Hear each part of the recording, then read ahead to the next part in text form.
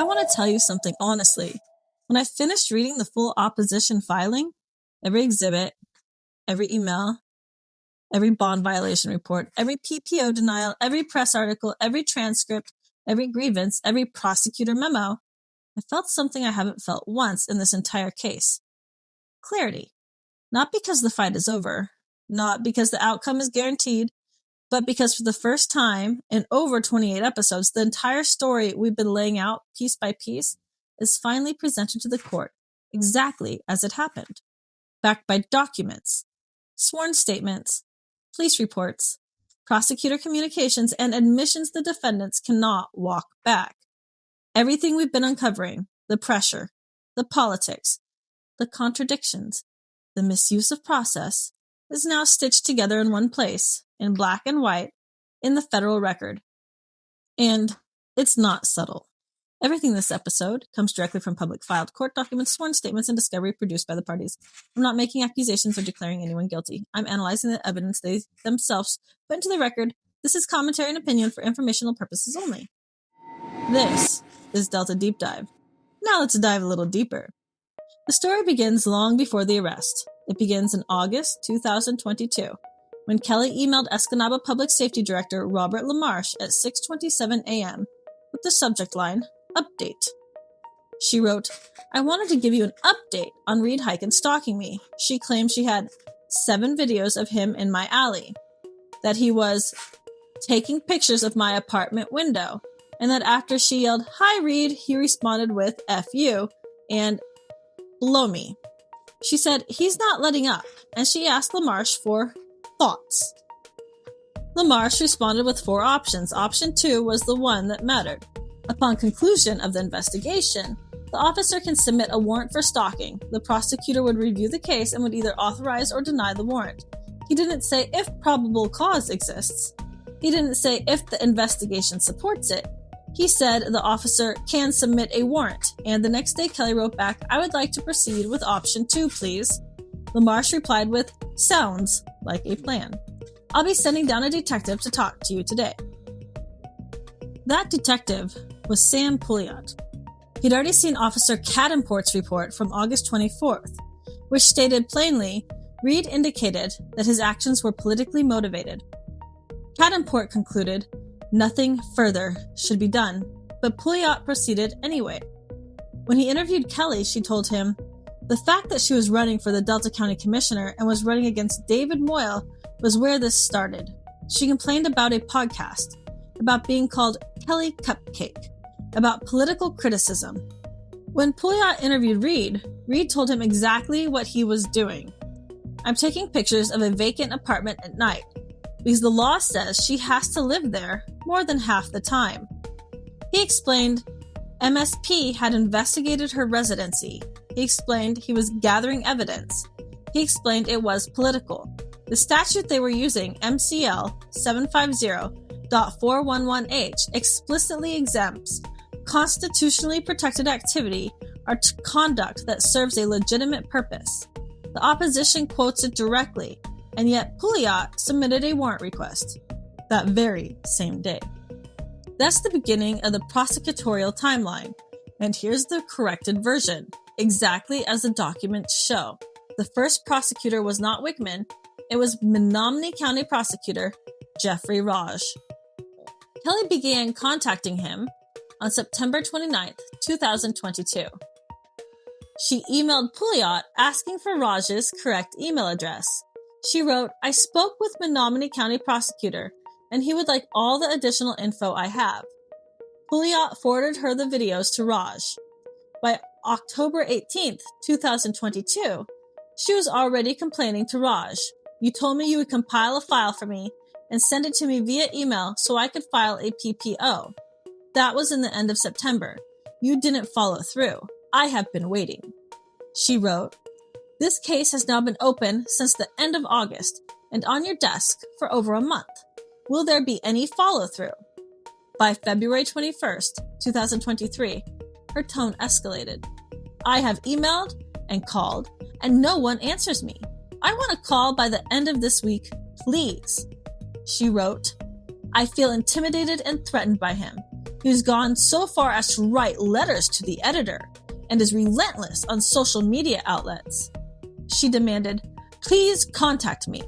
On February 28th, she sent Rogg a Facebook post Reed wrote about her. She wrote, "Please take these things seriously. This man is a loose cannon." The next morning she wrote again, "Hyken has started a Facebook page and I am his main target." She complained about political criticism. She complained about letters to the editor. She complained about a fake profile. She wrote, "The time he spends creating things against me is disturbing." On March 6th, she wrote, "You told me last week you would contact me on Friday, and you did not."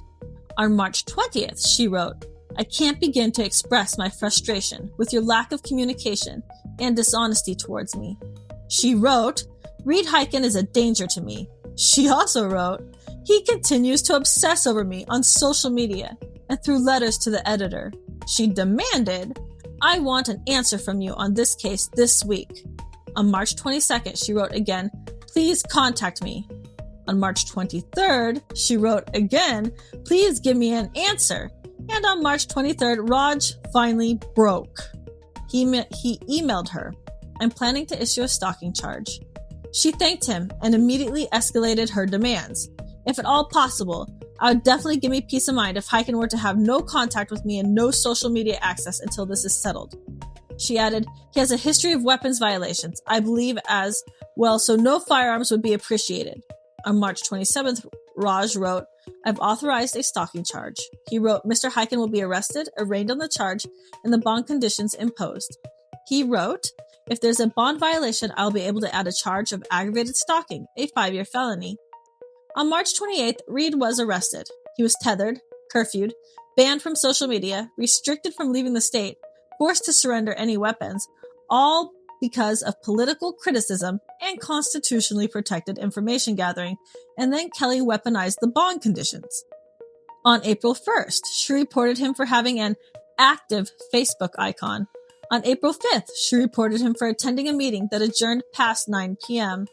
On June 7th, she reported him for looking several times in my direction. On August 15th, she reported him for sitting next to the podium. She demanded these be sent to Judge Parks. She demanded no contact in person or online, including public meetings. She demanded he be barred from public comment.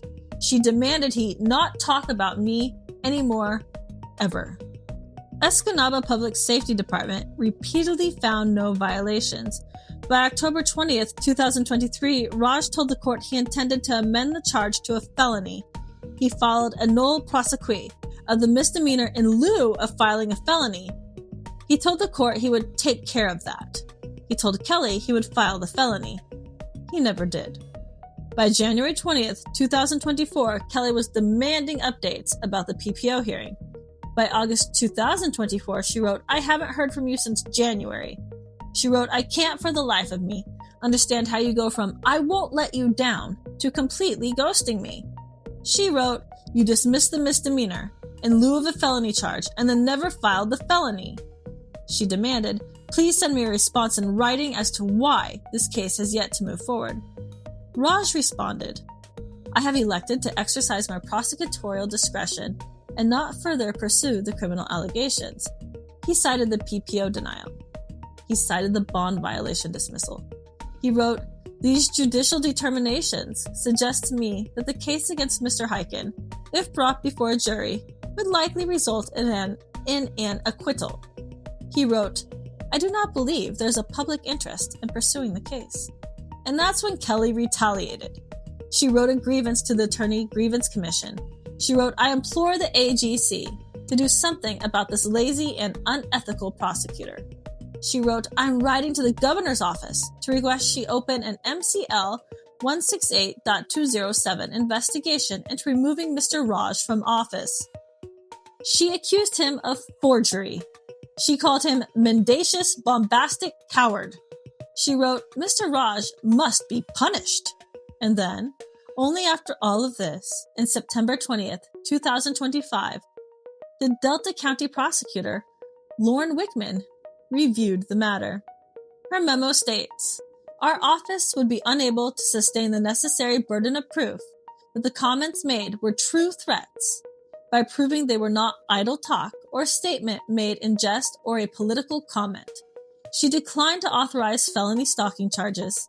That is the corrected timeline. That is the prosecutorial arc. That is the story the opposition lays out, and the case law is woven through. Fritz versus Comstock, protected conduct, adverse action, causal connection, Block versus Rebar. The right to criticize public officials is clearly established. Marcotte, Facebook criticism is protected speech. Hills, the right to gather information in public settings is clearly established. And Ness versus Bloomington, but photographing public matters of controversy is protected. Hartman versus Moore, absence of probable cause is strong evidence of retaliatory motive. Neves versus Bartlett, probable cause defeats retaliation unless there is objective evidence of retaliatory motive. And here, the prosecutor admitted it, only pursued because of my incessant requests.